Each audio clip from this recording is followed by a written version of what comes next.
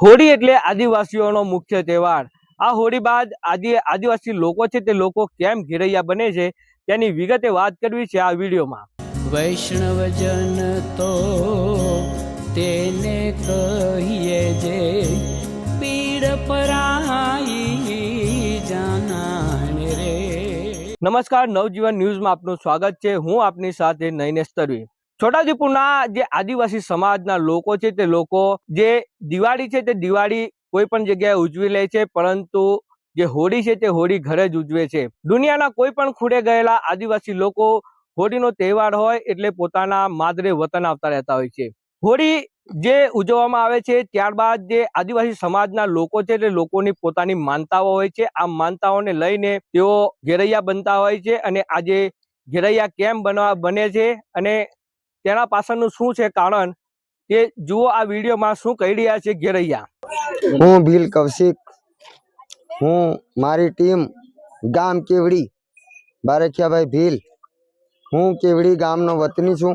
અને આજ રોજ અમને સામેટા ગામના સરપંચશ્રી અમને આમંત્રણ આપેલું કે અમારો દર વર્ષે મેળો ભરાય છે અને આવો તમે। દર વર્ષે અમારી પરંપરા રીતે અમે તો આમાં ગામમાં કરીએ જ છે, પણ અમને આમંત્રણ એવું આપેલું કે આવો તમે અમારા ગામમાં બી કંઈ બતાવો તમારી પ્રકૃતિ, આદિવાસીની સમાજ સેવા કેવી રીતના તમે નિભાવો છો એવી રીતના। તો અમે આજે આવેલા છે સામેટા ગામમાં। સામેટા ગામના મેળાની મોજ લઈએ છીએ અને ફરીએ છીએ।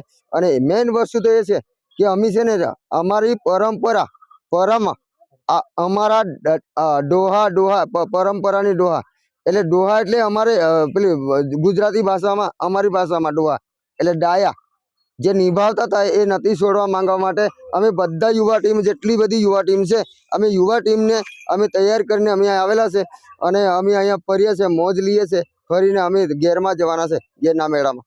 ઘેરૈયા બનવાનું કારણ શું?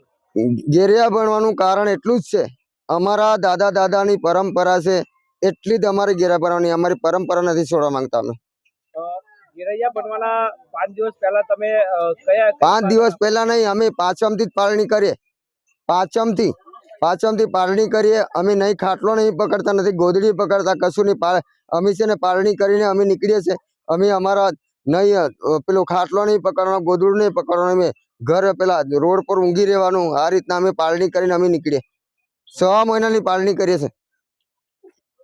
આના પાછળની કહાની શું છે અને તમારી જે બાધા હોય છે એ બાધા શું હોય? કહાની અમારી હોળીની આપણી આદિવાસીની પરંપરા છે। પહેલાં જે કરેલી મેં કીધું અમે દાદા દાદાની પરંપરાની જે કહાની છે એ આખી હિસ્ટ્રી તો મને નથી ખબર, પણ અમારા દાદા દાદા અમે કરતા એવા છે। આ બધી પેલી પીસ મૂકે, આ કરે, એવી રીતના અમે પીસ મૂકીને છે ને અમે અમારી પરંપરા છે ને અમે જાળવી રાખીએ છીએ। આ પરંપરા નથી છોડવા માંગતા અમે। છોટાઉદેપુર જિલ્લા નસવાડી તાલુકો, મારું ગામ દાદસિંબેન, નસવાડી તાલુકામાં અમારે બાપ દાદાથી પેઢીથી અમારે સંસ્કૃતિ છે।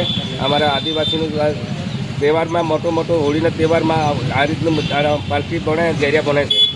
આજે જવાના અમે કેશરપુરા જવાના, કેશરપુરાથી જવાના અમે અહીંયા કડુલી મોવડીથી નારસિંહમલ જવાના। શું નામ તમારું? કાપડિયાભાઈ નારસિંહ। આ હતા આદિવાસી સમાજના જે લોકો ઘેરૈયા બનેલા હતા।